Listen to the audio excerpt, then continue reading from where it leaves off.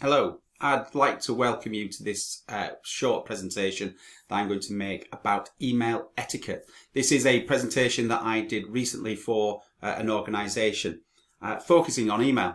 Did you know that we send and receive globally around 304 billion emails on a daily basis? And with this increase, of course, there is an increase of risk of fraud and being scammed, etc. So that's what this session is going to be about, and it's going to focus on that area. So I have a few slides that I'm going to go through with you. I think it's important when we do any of these kinds of things to put a little bit of context around our world in which we live.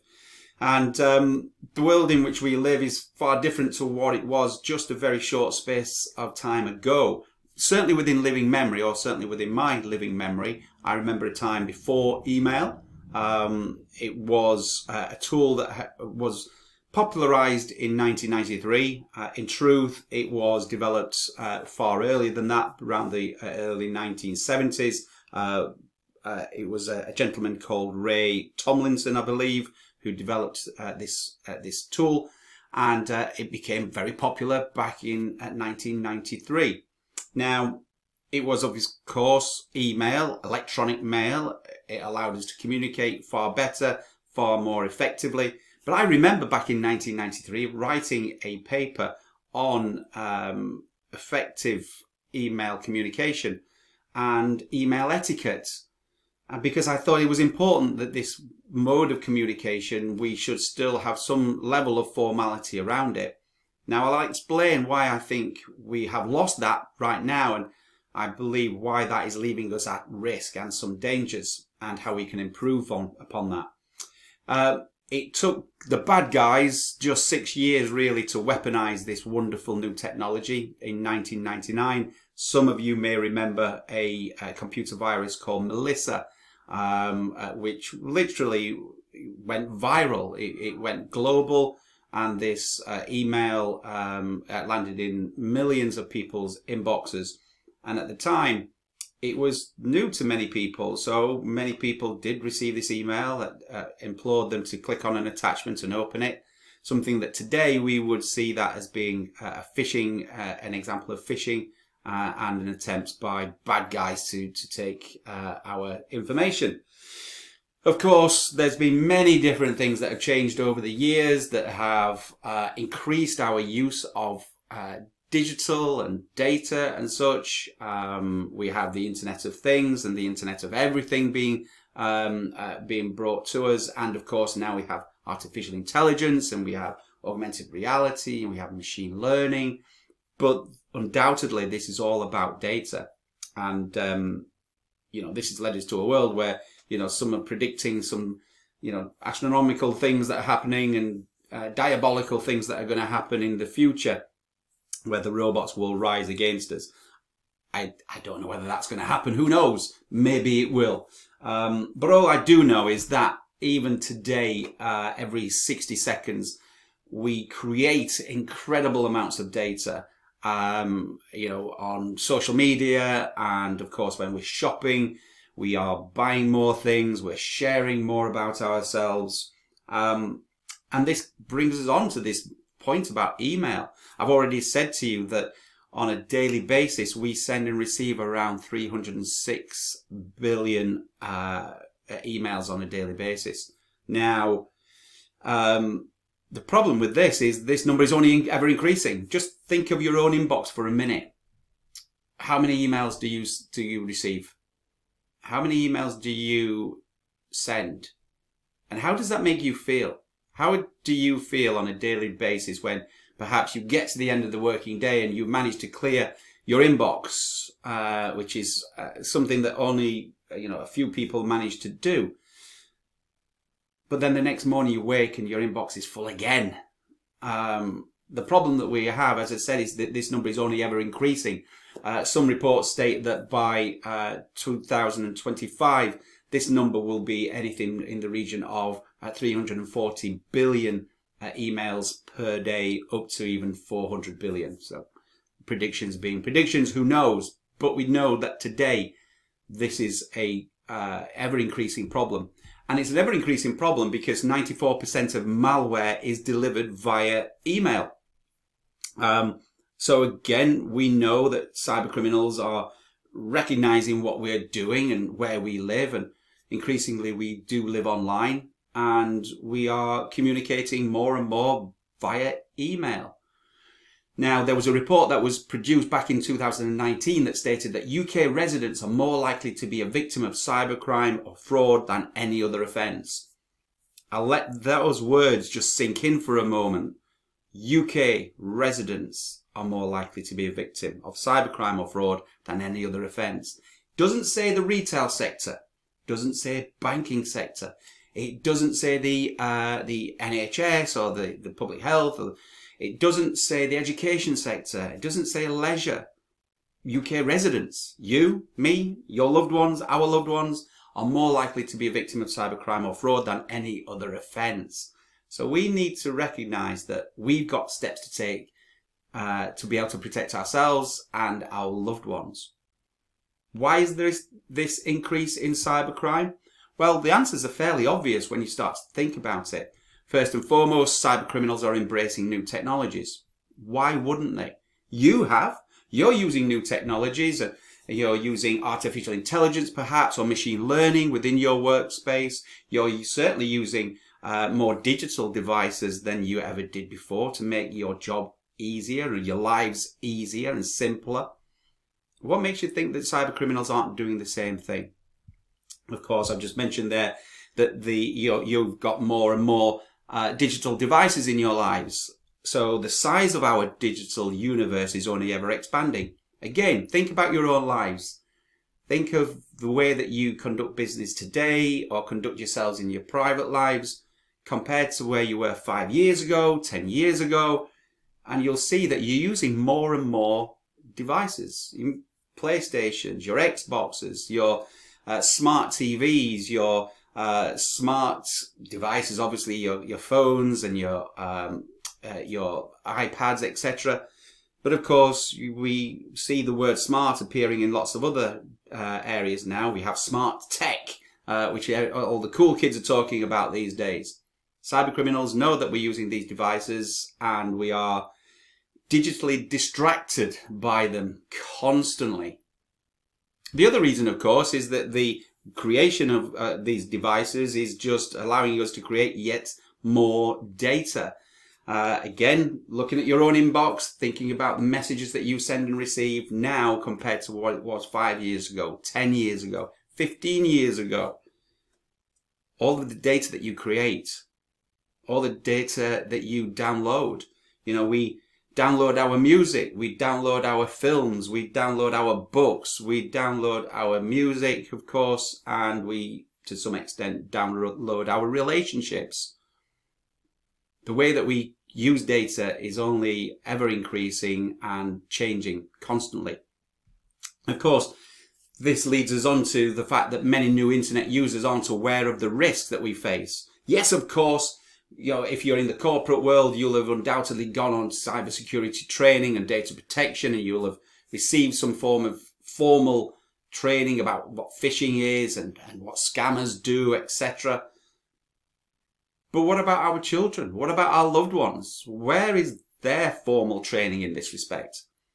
Do you just leave it to the schools? Is that your approach to parenting? Is that how you go about this? And what about the older end of the generation scale? What about them? We know that during COVID-19, of course, that many of our loved ones were separated from us. So what did we do? We went out and bought them technology in order to stay in touch with us. That's not a bad thing. That's an amazing thing. That's why technology is an incredible tool for good. It's neither good nor evil in actual fact. If you think of it that way, it is just what it is. It's in the hands of the user to decide. But we put technology in the hands of our elderly relatives and we didn't give them any real explanation about some of the things that they may see online, or some of the messages they may receive online, or some of the phone calls that they may begin to receive because of now moving into this digital universe in which we're in. Of course, this is a key issue, that cybercrime is on the increase because cyber criminals don't care who they attack. Yes, on occasion, they will target organizations, but predominantly they are indiscriminate attacks. If you had a database of 10 million email addresses, then why not just email 10 million people and see who you can snare in your net? Cyber criminals don't care if you are an organization. They don't care if you're 8. They don't care if you're 80. They don't care if you are creating a cure for cancer. They don't care if you've created a cure for COVID-19. They don't care if you have just run a race for a local charity. They will use that information. They will use that as a vehicle for them to be able to attack. And they don't care if you are a small organization that employs just 5 people, or if you are an organization that employs thousands of people. Indiscriminate attacks are the predominant way that cyber criminals operate. As I said, I caveat that by saying, absolutely, they will target organizations and they will look for individuals as well. But by and large, if you had 10 million email accounts, how are you going to carry out cybercrime? Of course, cyber criminals go where people go as well, and this means that they go online. During COVID-19, we all switched to an online world. Where do you think the cyber criminals went? Where do you think the scammers went? Do you think they still hung out on the streets looking for pockets to pick? Or do you think they moved online? Do you think they hid in the dark web where only a select few people ever really go, including cyber criminals and journalists and the police and the law enforcement agencies that are out there? Cyber criminals go where people go. They hang out on Instagram. They hang out on Facebook. They are on TikTok. They don't hide in the darkest recesses of the internet. They are hidden in plain sight. And finally, the key reason why there is an increase in cybercrime is just that people are now feeling overwhelmed. So people are overwhelmed. People are distracted. We talk about digital distraction. So when people are on their, they're watching TV of an evening, and they are also scanning their mobile phones. They're on social media sites, or they receive text messages, or they receive emails from the boss. People are feeling overwhelmed. People are tired. People are fearful because of this world that we currently live in. And cyber criminals know where we are. They know where we are sometimes physically, actually where we are and where we live and where we work because of the information that we share about ourselves.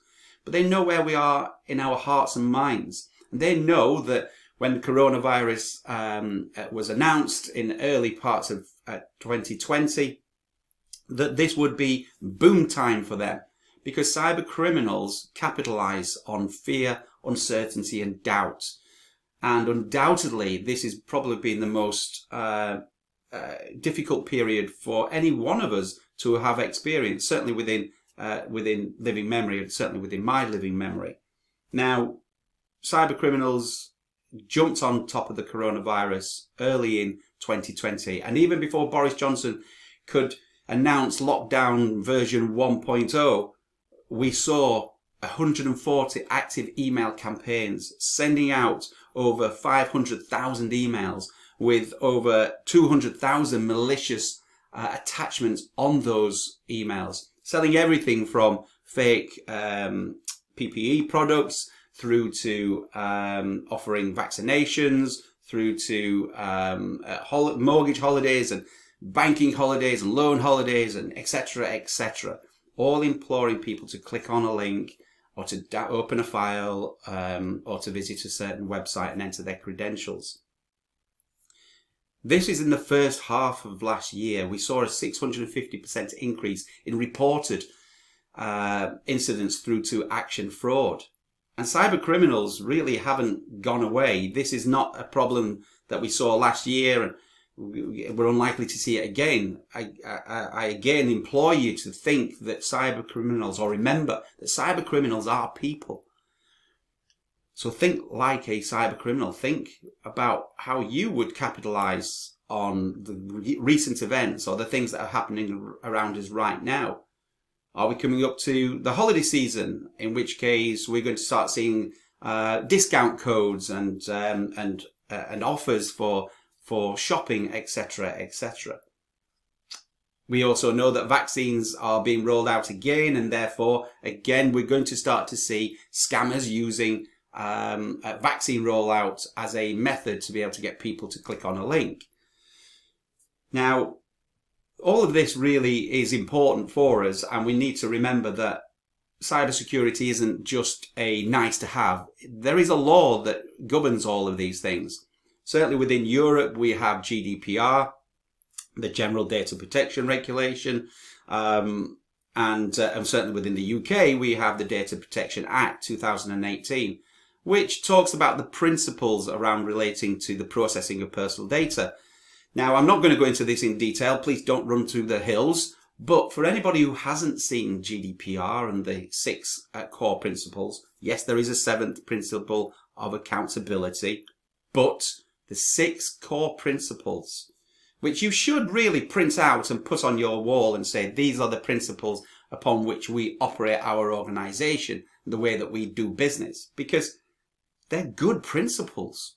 And certainly the 6th principle here that states that data shall be processed in a manner to maintain security is the core principle which relates specifically to information security. In fact, there's a whole article that is dedicated to security of processing, which is Article 32, and it simply states this. And I'll allow you to read it for just a second and allow these words to sink in. Now, as you read those words, what I would say to you is I will ask you to draw your eyes to just one key section of this. The controller and the processor shall implement appropriate technical and organizational measures to ensure a level of security appropriate to the risk. Now, what does that mean? Well, it depends on who you are. It depends what your risk is. If you are an IT organization watching this, it's going to be completely different to those who are watching this who come from a services background, such as an accountant or a law firm or a consultancy, perhaps. If you're a tire manufacturer to someone who builds sheds, it's going to be something completely different to you as it is to somebody who works in the education sector or into health. But that's a good thing, because what it's asking you to think about is the appropriate technical and organizational measures. Not just technical. This is not an IT issue. Security and data protection are business issues, not IT risks. You should be thinking about the technical aspects of security, what you can do, but also what are the organizational measures, so the policies and the plans and processes that you can implement to help put in place a level of security that is appropriate to the risk. If you need more information on how to do that, I'm more than happy to answer questions. Feel free to get in touch with me.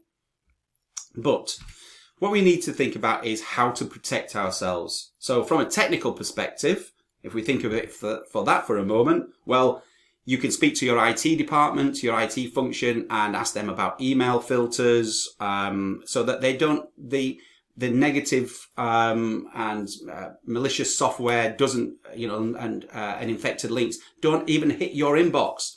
They are automatically prevented from coming into your organization. You should also speak to them about malware protection, so that if you should open up an email and it has an infected link, what happens next? Do you have automatic scanning of emails? Does it automatically scan attachments, etc.? These are the kind of technical controls you could put in place. Remembering also that Google themselves, during the height of COVID-19, around the mid 2020, they were blocking themselves up to 1 billion fake emails and products every single day. But there is no such thing as 100% secure. Some systems will allow these things through because cyber criminals are smart. And they are using technology, machine learning and artificial intelligence to learn and understand us and also to understand our systems. So they are good at what they do. We need to get better. But it's not just about the technical side of it. You should be thinking about acceptable use policies. This is acceptable use of the internet, acceptable use of social media, acceptable use of assets that you have, acceptable use of data, and of course this means also acceptable use of email as well. Write down your acceptable use policy. If you're unsure how to do this, you can Google acceptable use policy examples and you'll get a plethora of examples that are out there, free templates that you can use, and you can tailor them to your own needs. All I will say to you is there is a real art to writing a good policy document.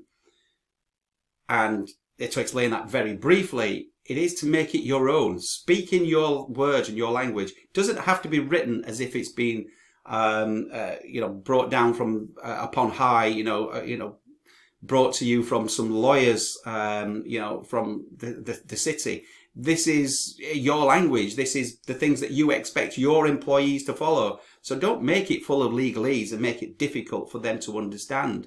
Make it your own. And again, if you're unsure how to do that, feel free to contact me. I'd be more than happy to help. Now, I've already said this once or twice. This is not an IT issue. This is something that we need to remember, that we all have a part to play. You can't just simply go to the IT crowd and say, make me secure, or prevent any bad emails coming through to us. That's just not possible. So you need to remember that you do have to train your staff and make sure that people are aware of what their responsibilities are. Also, what to do if they do spot a phishing email or something that doesn't feel right.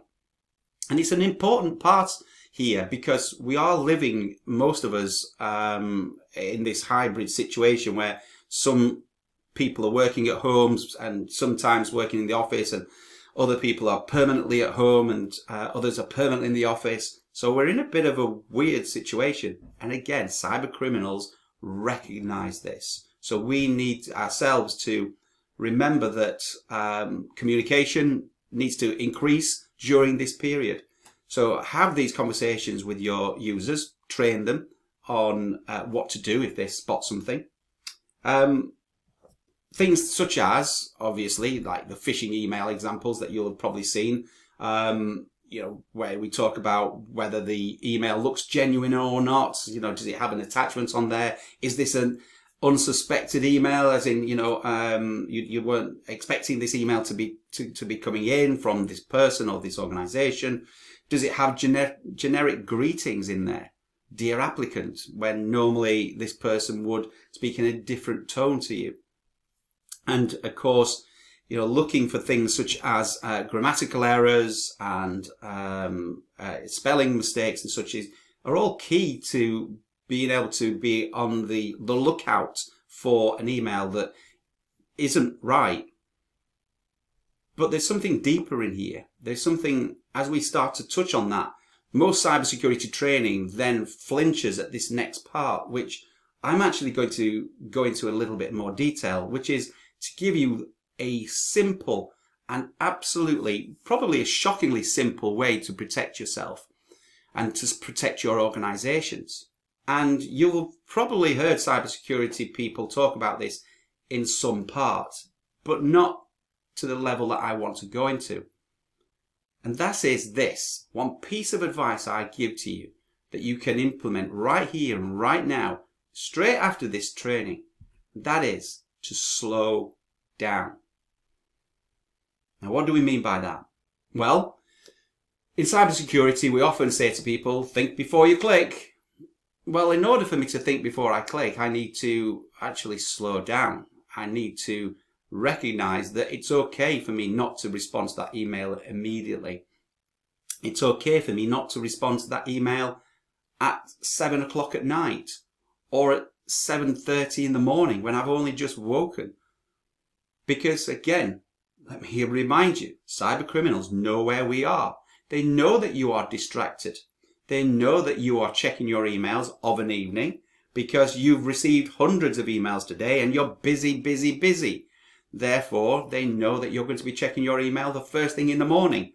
Even before you've had your morning coffee, they know that you're checking your emails.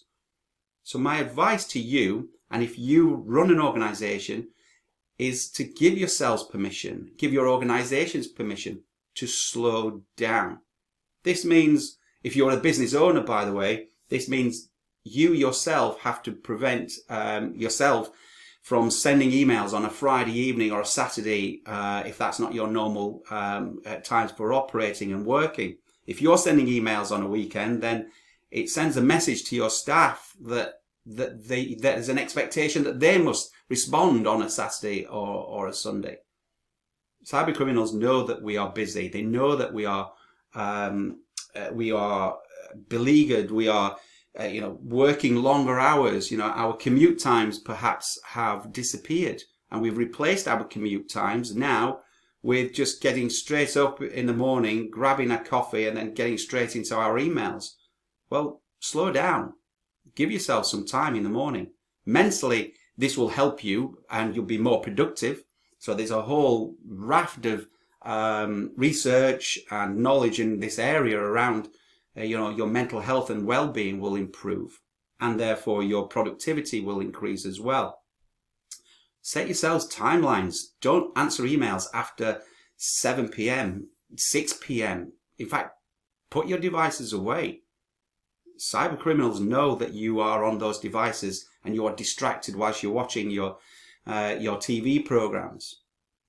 They are banking on it. So don't give them that ability. In fact, I use a tool to help me slow down when I'm crafting an email. And I use that word pointedly, craft an email. I use a tool called Grammarly. I'm sure there are other tools around there that are out there. And what does it do? Well, when I'm writing a Word document or an email, it checks my grammar. It checks my spelling. But what it does do is it makes me slow down and think about the words that I'm using, the words that I'm selecting, how I'm structuring my emails. Back in 1993, I wrote this paper about email etiquette, and etiquette really is a code of practice for polite behavior. That's essentially what etiquette means. So why not introduce etiquette within your own way of working? Think about the words that you use. Think about the salutation. Do you start your emails by diving straight into the email? Have you done that report yet? When did we stop saying hello to people? When did we become so rude? Because we were so busy. Well, how about introducing some etiquette? How about some form of salutation? You don't have to be, "Dear Gary." It can be, "Hi Gary, how are you doing? How are things?" Ask about someone. Craft your email. Now, these tools slow you down, but they make you more productive. If you don't believe me, you'll have to try it. But I promise you, it does work. The way I look at this, very simply, is that I try and put the excellence in everything that I do. So email is no longer just electronic mail. It's excellent mail. Because if you're not doing excellence in your emails, well, what are you doing? Because the communication between you and I, when I email you, should be excellent. I want you to be wowed by my response. Now, it doesn't mean I'm going to give you war and peace within that email. It may be a discussion, a very brief discussion, and then a request for a meeting so we can converse properly. But you should be thinking about the way that you're structuring, the quality of your email. Slow down. It will increase your productivity, I promise, and it will produce better connectivity with those people that you work with and you work for. So as Tom Peters states here, if not excellence, what? What are you doing? If it's not an excellent email, then what are you producing? And if you're not going to do it now, then when are you going to introduce it? I go into organizations who say, "We've got ISO 9001. And then I receive an email from someone and I just think, well, that's not 9001. That's not quality output from that organization. It's an indicative way that organization is working. So when you're thinking about email, stop thinking about the fact that it's electronic mail. It's excellent mail. It's etiquette mail from here on in. Now, by doing these things and going deeper, and just by employing this one technique of slowing right down, you will vastly improve your ability to protect your organization and protect yourselves from scammers. So share it. with your friends and colleagues, it costs nothing to be polite. You can do it right now. You can do it on your next email. So I hope you do. And I'd be interested to hear the results of this, your findings. Maybe you disagree. Maybe it has slowed you down and maybe you haven't seen an improvement. But rather than me simply saying to you, think before you click, well, I'm just going to ask you to slow down in everything that you do.